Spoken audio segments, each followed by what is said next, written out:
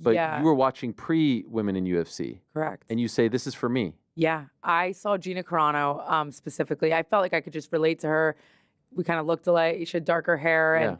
And she was just this incredibly strong woman that was kicking ass and looking beautiful. And I thought it was so cool. I think I watched, like, you interviewed her back in the day. Yes, yeah. yes, I would yes. watch your interviews with her and all her interviews. And I was just like, that's what I want to do. That's me. How old are you at this point? I was 15. Teenager, okay. Yeah, and that was before women were allowed to fight in the UFC. So it was like Elite FC. What were the other ones? Strike Force. Yep. Yeah, and I went to a Strike Force fight. It was supposed to be. Do you remember when Gina was supposed to have her last fight? Yes. But then backed out. Yes, and yes, never yes. had her last fight. It was the one in New Jersey.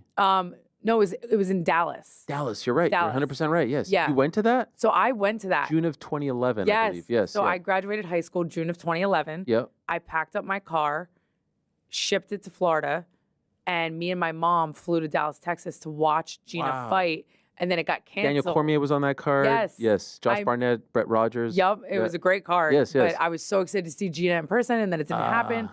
And so I moved out to South Florida on my own to train with American Top Team. That's crazy. Yeah. You're 17, 18? 17. And your mom's okay with this? My mom's like ride or die, very supportive. My dad was like, what are you doing? But I told my dad I was going to college.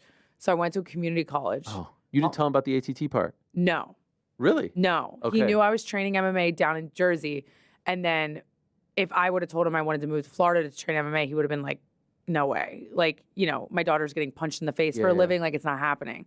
His mentality on it was like he's a businessman. He's a hardworking, like, blue collar guy, built a business from the ground up. And so he's like, what are you going to do getting punched in the face? Like, he just didn't see the vision. And I saw Gina and Chris Cyborg, and I was like, no, that's the vision. That's what I want to do. I want to fight, and I want to make movies, and I want to do all these things. Like, that's what I want to do.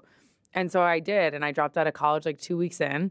Oh. And do you have any intention of going through with the college? No. Like, the backup plan was like to do like federal law enforcement. I was going for like psychology and criminal justice or something. But no, the main plan was to get into acting and to get into fighting.